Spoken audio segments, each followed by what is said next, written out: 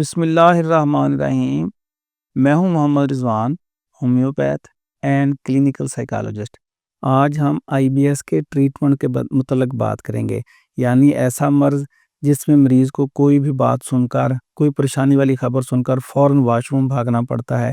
تھوڑا سا کم یا زیادہ کھا لیا، واش روم مریض بھاگتا ہے، یا اس کے پخانے میں جب بھی وہ شکوہ کرتا ہے کہ بار بار خون کبھی آ جاتا ہے یا کبھی جھاگ آ جاتی ہے یا تھوڑا سا میں کھا لوں پیٹ میں درد ہو جاتا ہے، تو یہ آئی بی ایس کا مرض ہے۔ اس مریض کا سب سے بڑا مسئلہ یہ ہے کہ جہاں بھی جس محفل میں بیٹھا ہو بیچارہ اپنا ہی رونا روتا رہے گا، ہائے میرا پیٹ، ہائے میرا پیٹ۔ گاڑی میں بیٹھا ہو، کسی شادی میں، خوشی میں، غمی میں، جہاں بھی بیٹھا ہو، یہ مریض اپنے پیٹ کا رونا روتا رہتا ہے۔ تو اگر آپ کے گھر میں کسی کو یہ مسئلہ ہے یا آپ خود اس مسئلے کا شکار ہیں، تو اس مسئلے سے جان چھڑانے کا میں آپ کو طریقہ سمجھاؤں۔ سب سے پہلے آپ نے اس مرض سے کوئی خوف نہیں لینا۔ اس مرض کا خوف آپ ذہن سے اتاریں گے، آدھا یہ مرض خود ہی ختم ہو جائے گا۔ اگر آپ کو کسی اور چیز سے ڈر ہے، کسی معاملے کا، اس ڈر یا خوف کو مینج کیجئے، یہ مرض پھر بھی بھاگ جائے گا۔ اگر آپ کو کوئی کاروباری گھریلو پریشانی ہے، آپ آہستہ آہستہ کسی سے مشورہ کیجئے، اس پریشانی سے جان چھڑائیے، آپ کا آئی بی ایس کا یہ ایشو پھر بھی بھاگ جائے گا۔ پراپر پانی پئیں، بہت زیادہ پانی نہیں پینا اور کم بھی نہیں پینا۔ کچھ مریض چائے پیتے ہیں دن میں 4-5 دفعہ اور کہتے ہیں کہ ہم تو واٹر انٹیک کر رہے ہیں، یعنی ہم چائے میں بھی تو پانی ہی ہوتا ہے۔ نہیں، ہائیڈریشن سے مراد سادہ پانی پینا ہے، یعنی اس میں یہ چائے شامل نہیں ہوگی۔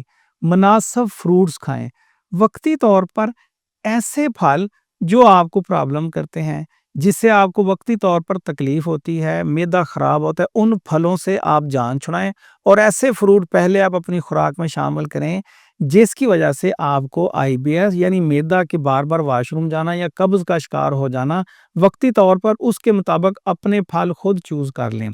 اس کے ساتھ ساتھ دہی کا استعمال کریں۔ دہی میں ایسے حفاظتی بیکٹیریا ہوتے ہیں جو آپ کی انتڑیوں میں اگر سوزش ہو، انتڑیوں کی موومنٹ تیز ہو یا اندر کو ورم ہو، یہ انتڑیوں کی اندرونی ہیلتھ کو سٹرونگ کرتے ہیں، جس کی وجہ سے مریض کا جو ہے مرض اس سے اس کی جان چھوٹ جاتی ہے۔ اپنی نیند کو بہتر کریں۔ اگر آپ اپنی نیند کو بہتر کریں گے تو آپ اس بات کو سمجھ لیں کہ نیند کے دوران ہمارے جسم کے اندر جتنی بھی انفلیمیشنز ہوتی ہیں، جسم ان کو ریپیئر کرتا ہے۔ یہ اسی وقت ممکن ہے جب انسان سکون کی نیند سوئے۔ سکون کی نیند جو ہے عشاء کی نماز کے بعد سے فجر تک کی ہوتی ہے۔ ہمارے بہت سے دوست کیا کرتے ہیں، جی ہم 12 بجے رات کو سوتے ہیں، ہم فجر کے ٹائم سوتے ہیں۔ میں ان لوگوں کی بات نہیں کر رہا جن کی ارننگ کا سورس رات کو جا کے، جیسے نائٹ واچ مین یا فری لانسنگ والے، ان کی ہے مجبوری۔ ہماری جدید زندگی میں فیشنیبل لوگ یا ہماری جدت کے چکر میں بھی بہت سے لوگ 3-4 بجے رات کو سوتے ہیں اور صبح کو 9-10 بجے اٹھتے ہیں۔ یاد رکھیے، یہ نیند آپ کی نہ تو ہیلتھ کے لیے ٹھیک ہے، اگر آپ آئی بی ایس کا شکار ہیں تو پھر تو یہ نیند بہت ہی آپ کے لیے تکلیف دہ ہے یا آپ کے مرض کو بڑھائے گی۔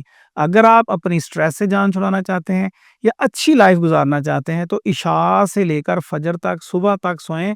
اس وقت کیا ہوتا ہے، پوری کی پوری نیچر آپ کی سپورٹ میں ہوتی ہے، کوئی شور نہیں ہوتا، آسمان پر سکون ہوتا ہے، زمین پر سکون ہوتا ہے، اور ساری نیچر ایئر آپ کو سپورٹ کرتی ہے اور آپ کے جسم کا ہیلنگ پروسیس سٹارٹ ہوتا ہے، جس کی وجہ سے اس بیماری کے علاوہ اور بھی بہت سی بیماریاں جہاں بھی کوئی مسل ریپیئرنگ ہوگی وہ سٹارٹ ہو جاتی ہے۔ چوتھا، اس کے علاوہ ایک اور جو ہے ہمارا احتیاطی ہے، ہم واک کریں۔ واک سے کیا ہوتا ہے کہ ہمارے جسم میں سیروٹونن پیدا ہوتا ہے۔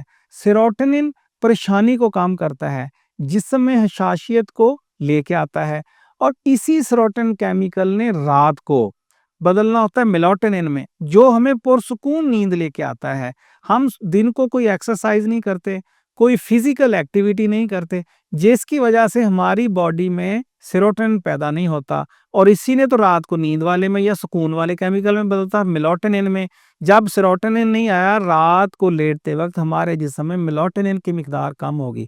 اس کے ساتھ جو رات کو لوگ لیٹ کر کے اچھا ابھی ہم تھوڑا سا موبائل دیکھ لیں، مسلسل موبائل دیکھتے ہیں، اس موبائل کی وجہ سے بھی اس کیمیکل میں کمی ہوتی ہے، یلو لائٹ کی وجہ سے۔ جب اس کیمیکل میں کمی ہوگی تو انسان کو صحیح نیند نہیں آئے گی، جب صحیح نیند نہیں آئے گی تو جو معدے کے مسائل آپ کے بڑھیں گے۔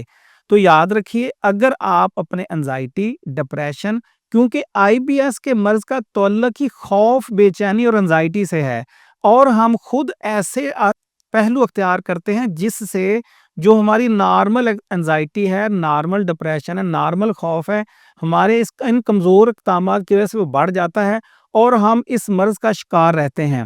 اس کے اینڈ میں اگر آپ سے یہ معاملات کنٹرول نہیں ہو رہے، آپ اپنی نیند کو، سکون کو، دنیاوی معاملات کو، خوف کو کنٹرول نہیں کر پا رہے، تو اس کے لیے سی بی ٹی کی جاتی ہے۔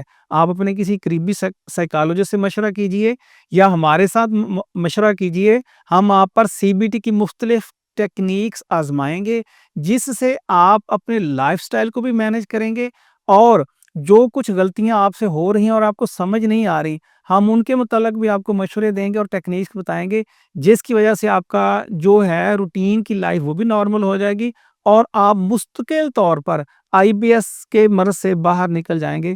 اللہ آپ کو صحت دے۔